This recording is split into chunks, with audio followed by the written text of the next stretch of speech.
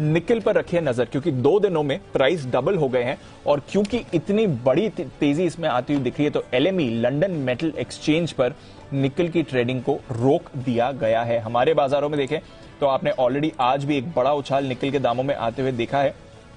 फिलहाल अगर आप देखें तो 45% ऊपर सर्किट पर हमारे बाजार में दाम अटके हुए हैं।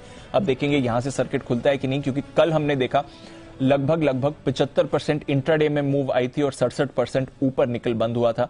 क्योंकि इंटरनेशनली भी ऐसे ही मूव हुआ तो आज के लिए एलएमई लंदन मेटल एक्सचेंज पर निकल की ट्रेडिंग रोक दी गई है। एमसीएक्स पर 45% ऊपर है। 2 दिनों में निकल के भाव डबल हो चुके हैं और सुबह हमने आपको इसके इंपैक्ट के बारे में भी बताया था, किसे फायदा होता है किसे नुकसान होता है, बट बड़ा एक्शन आपको निकल में ही आते हुए दिख रहा है। बाकी कमोडिटीज में भी बड़ी तेजी है बट निकल पर ट्रेडिंग रोक दी गई। Anil ji, good afternoon sir.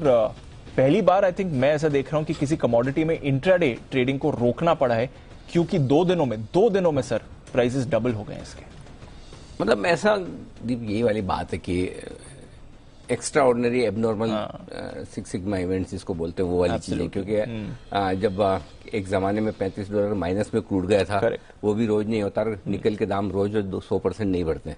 तो ये तो एबनॉर्मल सिचुएशन है और इसमें न सिर्फ मतलब जो डर है कि रशिया और यूक्रेन के बीच में जो विवाद है उसके चलते हुए निकल की सप्लाई पर बड़ा असर पड़ेगा, बल्कि काफी ट्रेडिंग पोजीशंस भी है जो लॉन्ग शॉर्ट वाली होती है। कुछ कह रहे हैं शॉर्ट स्क्वीज हुआ है, बहुत बड़ा शॉर्ट स्क्वीज 100% है, इसमें कोई डाउट ही नहीं। अचानक से ऐसा थोड़ी कि जो 4% निकल स्टील में यूज होता था वो 8% हो जाएगा, 10 हो जाएगा, जितना लगता है उतना ही लगेगा। और ऐसा तो है नहीं कि अचानक से युद्ध हुआ तो हमने सबने स्टील 2 गुना 4 गुना खरीदना शुरू कर दिया। तो ये सारी चीजें को सिर्फ और सिर्फ इस एंगल से मत देखिए, क्योंकि हमें तो भाव अगर 100% बढ़ जाए तो हमें तो दिखाना बताना और समझाना जरूरी है, बट इफेक्टिवली देखा जाए तो इसमें डिमांड सप्लाई कम है, फियर ग्रिड फैक्टर ज्यादा है और इस बात का ज्यादा एक्शन है कि अगर लोग शॉर्ट हैं तो वो हर एक लेवल पर काटने के लिए तैयार बैठे हैं और जैसे जैसे शॉर्ट काटते हैं वैसे वैसे और ऊपर जाता है, और शॉर्ट होते हैं और ऊपर जाता है। ये वो स्पाइरल इफेक्ट है। जैसा आप मंदी के वक्त देखते हैं ना कि बाजार गैप से नीचे खुले, गैप से नीचे खुलने के बाद और गिरते हैं थोड़ा, क्योंकि किसी का मार्जिन कॉल्स या मार्क टू मार्केट लॉस आते हैं, स्टॉप लॉस ट्रिगर होते हैं। जब उनके ट्रिगर होते हैं बायर नहीं तो और ज्यादा जब गिरते वक्त भी आपने अभी देखा है, हफ्ते 2 हफ्ते ज्यादा टाइम नहीं हुआ। सिमिलर सिचुएशन बढ़ते वक्त भी है।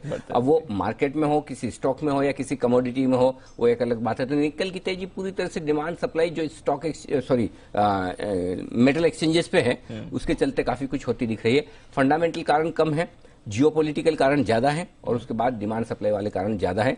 डिमांड सप्लाई एक्सचेंजेस पर, करेक्ट, न कि ग्राउंड पर। ग्राउंड पर कोई निकल की डिमांड ऐसा नहीं कि अभी तक तो लगे ही नहीं है सर रोक रशिया के तो अभी तक सप्लाई खत्म ही नहीं हुआ, तो कहां से ये हो रहा है? तो ये शॉर्ट जो जिसको बेयर ट्रैप कहते हैं, जो मंदी करने वाले लोग वहां जाकर फंसे हैं निकल में, वो होता हुआ साफ दिख रहा है एग्जैक्टली। बिल्कुल सर। चलिए, निकल में तो लोग अटक गए, बट अच्छी बात है आप आए स्क्रीन पर सर, बाजार रिकवर हो गया।